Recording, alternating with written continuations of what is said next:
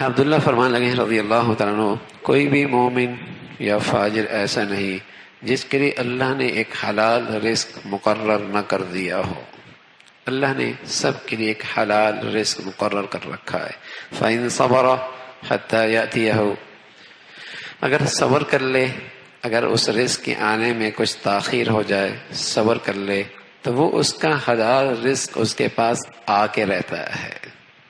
اللہ نے ہر ایک کے لیے کہ حلال رزق مقرر کر دیا، اگر تھوڑی سی آگے پیچھے ہو جائے، صبر کر لے، وہ اس کا رزق آ کے رہے گا، وہ اس کا رزق کہیں نہیں جاتا۔ کون کہہ رہا ہے؟ عبداللہ ابن عباس رضی اللہ۔ دین کس سے سیکھا؟ محمد رسول اللہ سے۔ تربیت کس کے ہوئی؟ اللہ کی نبی کے صحبت میں۔ مقام کیا ہے؟ صحابہ میں امام، ہاں امام، قرآن کی تفسیر کے امام۔ کیا بات سمجھا رہے بھائی کہ جو اللہ نے حلال رزق لکھا ہے، آگے پیچھے ہو جائے، دیر سویر ہو جائے، صبر کر لے، یہ اس کے پاس آ کے رہے گا۔ فرمایا فَإِن جَزَعَ، اگر شور شرابہ کرنا شروع کر دیا اور حرام راستے تلاش کر لیے، فَتَنَاوَلَ شَيْئًا مِّنَ الْحَرَامِ، حرام سے تلاش کیا، نَقَصَهُ اللَّهُ مِن رِزْقِهِ الْحَلَالِ، اللہ اتنا ہی اس کا حلال اس سے اٹھا لے گا۔ ملنا تو اتنا ہی ہے۔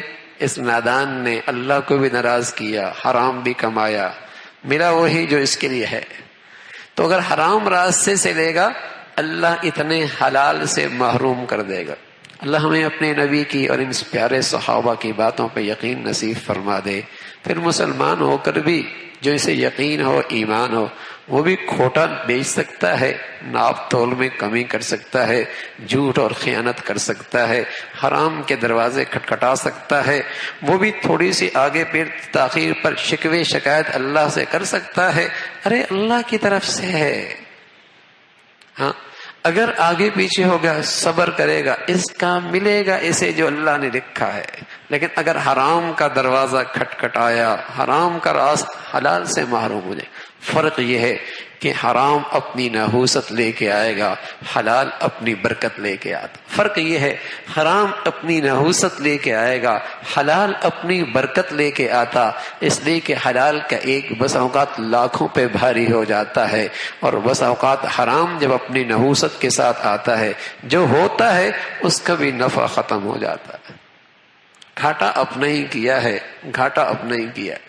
تو عبداللہ ابن عباس رضی اللہ عنہ فرمانے لگے، صبر کر لینا، تیرا حلال کہیں نہیں جانا، تیرا حصہ کہیں نہیں جانا۔